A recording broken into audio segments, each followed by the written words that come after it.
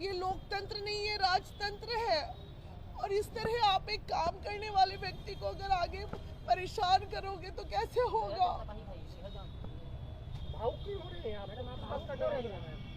डर मुझे किसी का नहीं है, मुझे दुख है। डर क्यों रहेगा मुझे? डरती तो मैं यहाँ तक पहुँचती। डर वर नहीं है मेरे में, शर्म के आंसू है ये कि एक महिला को कुचलने के लिए पूरा का पूरा बिहार सरकार लग गया। नितिन नवीन का सीट है ये, हालत खराब हो गई नितिन नवीन की, पुलिस के अरेस्ट करा के ले गया मेरे को। शर्म नहीं आई? बड़े बड़े क्रिमिनल, बड़े बड़े अपराधी, जिसमें 7 को हत्याकांड चल रहा है, जिसमें रेपिस्ट सब बैठे हुए सत्ता में, और मेरे पे बेलेबल धारा पे अरेस्टिंग हो रही है। क्यों नहीं अरेस्ट करते हैं? अभी रेप हुआ है ना, जाके अरेस्ट कीजिए ना, एनकाउंटर कीजिए ना। सत्ता में बैठे हैं तो रंगदारी। अब आपको समझ में आया कोई हथियार कैसे उठाता है? समझ में आया? यही परिस्थितियां होती है जो हथियार उठती है। मुझ जैसी महिला को इतना प्रताड़ित करोगे तो कल हम भी हथियार उठा के रोड पे आके मार देंगे 2-4 को। 500 मीटर दूरी पे थाना है, 500 मीटर दूरी पे हम है। महीना में 4 बार थाना जाते हैं। आप कभी भी हमको बोल देते मैडम आपके नाम पे सम्मन है, या आप डायरेक्ट वारंट, जबकि बिना सम्मन, बिना नोटिस, बिना किसी चीज़ के डायरेक्ट वारंट। वो भी वारंट किस पे? जिस बात की मुझे जानकारी तक नहीं, किसी ने कभी कंप्लेन किया होगा। आए दिन लोग, चूंकि हमारा महिला विकास मंच संगठन है, आए दिन हम सड़क पे काम करते हैं, तो कहीं से कभी भी कोई केस कर सकता है। तो हम उसी में ना गुनहगार होंगे जिसमें कॉग्निजेंस हो के कोई नोटिस मेरे पास आए या सम्मन आए, उसका जवाब मैं ना दूं। अचानक से ऐसा हुआ, हमने भी मतलब थोड़े देर के लिए बीइंग अ लेडी हम तो अपना आपा खो ही ना देंगे। बेहोश होने लगे, गर्मी इतनी ज़्यादा थी। मीडिया कर्मी भाइयों को लग रहा था कि ऐसा क्या हो गया, वो चारों तरफ से घेरे हुए थे, प्रशासन खींच रही है इधर से उधर। आप सोचिए एक महिला को कितना कुचला इन लोगों ने, कितना कुचला। और ये मोदी जी की सरकार है भाई, जहाँ कहा जाता है महिलाओं के हित की बात होती है और महिलाओं के लिए सरकार है। कुछ महिलाओं के लिए नहीं है, सिर्फ लॉलीपॉप ये लोग दिखाते हैं और कुछ नहीं। क्या लगता है कि मैम किसके इशारा पर ऐसा आपके साथ साजिश किया गया? देखिए मैंने था ना, जब प्रशासन से बात किया तो मैडम हम क्या करें, हम तो मजबूर हैं, ऊपर से आदेश है। ऊपर से आदेश मतलब ऊपर से आदेश। आप एक बात जान लीजिए, प्रशासन भी तो उन्हीं की सुनती है ना जिनकी सरकार होती है। जो सरकार में नहीं होता उसका प्रशासन सुनता है क्या? मतलब इन लोगों को राजनीतिक करनी है तो अच्छे से नहीं करनी है, छिया लेदर करना है। मतलब गड्ढा खोदे मेरे लिए, गिर गए खुद। अब पूछिए कैसे गिर गए। हमारी रैली रोड शो हो रही थी नामांकन की, सभी सैकड़ों गाड़ियां, हजारों बच्चे रोड शो में आ रहे थे।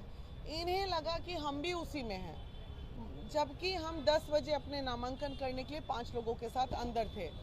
तो इन्हें लगा जैसी इनकी रैली यहाँ पहुँचेगी वहीं अरेस्ट कर लेंगे। लेकिन गलतफहमी हो गई, प्रशासन के साथ हुई।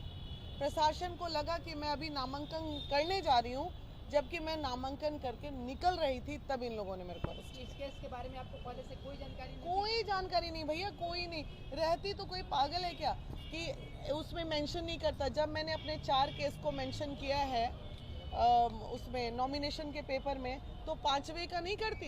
ये कोई अपराध थोड़ी था, बेलेबल धारा था, बेल ले लेते कभी हम जाके। क्या लगता है मीना मांझी से डर लगा रहा था बीजेपी? बोलने की जरूरत नहीं है, डर तो है बाबू, आधी आबादी का। नामांकन रोकने की साजिश की आपके साथ? अभी रात बीती नहीं है, कयामत की रात है। नामांकन कल सुबह 11 बजे तक भी रुक सकता है।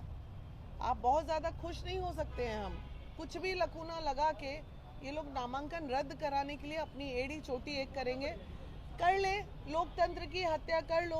अरे भैया, चिलगोजा का छिलका को खड़ा कर दो, चाहे किसे भी खड़ा कर दो। सरकार तो तुम्हारे, माने 40 साल आपके हाथ में सरकार रहा, पेट नहीं भरा। कितना बड़ा पेट हो गया आप लोग का। किसी नए व्यक्ति को आने दीजिए जो समाज में 14 साल मैंने समाज सेवा किया, और आज जब मैं कुछ करना चाह रही हूँ समाज के लिए और अच्छा, तो आपके गले की हड्डी हो गई मैं। ये क्या अच्छी बात है? आपके पीछे क्यों पड़ी हुई है? इसलिए क्योंकि हम उनके गले की हड्डी बन गए हैं। वजह क्या है? वजह क्या रहा? क्या लगता है कि बेस्ट वोट में सेंधमारी कर रहे हैं बीना मांझी? सही बात है। आज तक कायस्थ बिना वैश के वोट के नहीं जीते हैं। अब जो रातों रात इन लोगों ने ऐसा कर दिया, अब इनको लगा कि गलती हो गया। नॉमिनेशन तो इनका हो चुका था, अब ये नॉमिनेशन रद्द। प्लान नंबर 2 पे अब बीजेपी काम करेगी। कि अब प्लान नंबर 2 करो, किसी तरह उसका नॉमिनेशन रद्द कराओ, क्योंकि वीना मानवी के खड़े होने से बहुत बड़ा नुकसान है इन लोगों को। आधी आबादी का वोट कटेगा, वैश्य समाज का वोट करेगा, तेज प्रताप जी के आ जाने की वजह से MY समीकरण में पलटवार होगा। RJD ये सोच रही है कि समर्थक सोच रहे हैं अरे इतने साल तो एक के छोटा बेटा को दिए, चलो इस बार बड़का बेटा को दे, क्योंकि कैंडिडेट उनके साथ अच्छी है, एक अच्छी महिला है जो समाज को कुछ देना चाह रही है। तो बहुत बड़ा इन लोगों को तकलीफ। 4 कैंडिडेट है ना जी, चारों को सामने खड़ा कर दीजिए और उनसे पूछ लीजिए इस बांकीपुर क्षेत्र के लिए अगर 10 काम भी किसी ने किया होगा चारों कैंडिडेट में, तो जो कहिए सो, चाहे वो प्रशांत किशोर ही क्यों ना हो। प्रशांत किशोर करोड़ों खर्च करते हैं, अरबों खर्च करते हैं, लेकिन कभी किसी गरीब को साड़ी भी पहनाए हैं, किसी गरीब की बेटी की शादी में 500 रुपए मदद भी किए हैं। आज हम आपके लिए इतने बुरे हो गए कि आप इस तरह की नीचता पे आप लोग उतर गए मेरे लिए। तो क्या बीना मानवी डर गई, डर जाएंगी? क्या बात कर रहे हो, बताइए तो। ये बहनों का ताकत, हम डर जाएंगे। बिना मानवी को खबर ये भी है कि काफी देर तक घुमाया गया, कभी दीघा घाट, कभी इधर कभी उधर। हाँ, मुझे वहाँ से ले जाके PMCH मेडिकल के लिए लोग ले जा रहे थे। PMCH मेडिकल के लिए, जो कि 500 की मीटर दूरी पे PMCH है, वहाँ से ये ले गए पहले गाय घाट में जाम में फंसाए, वहाँ से फिर ऐसे जाम से निकाल के चढ़े मेरीन ड्राइव, फिर मेरीन ड्राइव से उतारे, फिर इनको ये नहीं पता है कि इमरजेंसी वार्ड कहाँ है, फिर PMCH के उस कोना में ले जा रहे हैं, उस कोना में ले जा करते करते ये लोग PMCH मुझे पौने 2 घंटे से 2 घंटे बाद पहुंचाए। प्रशासन की मंशा क्या लगी? पूरा कर लो। महिला प्रताड़ित, अरे जब महिला प्रताड़ित हुई है, मैंने कुछ दिन पहले ना झांसी करानी, मतलब हम उन महिलाओं में अब नहीं है बाबू कि तुम कुछ लोग है तो अब एनकाउंटर ही करना पड़ेगा, मेरा दूसरा कोई उपाय नहीं है। अब आपको समझ में आया कोई हथियार कैसे उठाता है, समझ में आया? यही परिस्थितियां होती है जो हथियार उठती है।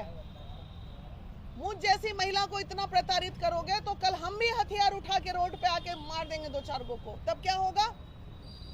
तब आप लोग एनकाउंटर कर दीजिएगा मेरा। अपनी आत्मरक्षा के लिए अगर मैं कुछ करूं तो गलत है।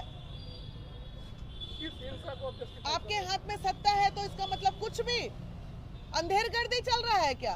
जैसे चाहिएगा वैसे कीजिएगा। इस सम्राट जी के आ जाने से तो और व्यवस्था गड़बड़ा गई, कभी उधर एनकाउंटर, कभी उधर एनकाउंटर। अब इतिहास रच दीजिए एक महिला का एनकाउंटर करा के। एनकाउंटर की साजिश थी आपकी? नहीं, ऐसी परिस्थिति में ही होता है ना, गले की हड्डी बनेंगे। मेरा परिवार है, मेरा बच्चा है, मैं अभी ही अपने तुरंत आप लोगों के PC के माध्यम से अपनी सुरक्षा का मैं डिमांड करती हूँ कि मुझे अति शीघ्र सुरक्षा प्रदान किया जाए सरकार द्वारा। और अगर जो सरकार ने सुरक्षा नहीं दी मुझे, तो मैं मान लूं कि ये साजिश है, मेरी हत्या भी हो सकती है। न्यायालय में आपको तेज प्रताप यादव नहीं पहुंचे। तेज प्रताप यादव जी बाहर है, वो अभी लैंड कर गए हैं, थोड़ी ही देर में वो PC भी करेंगे और अभी मैं वहीं जा रही हूँ कार्यालय उनसे मिलने के लिए।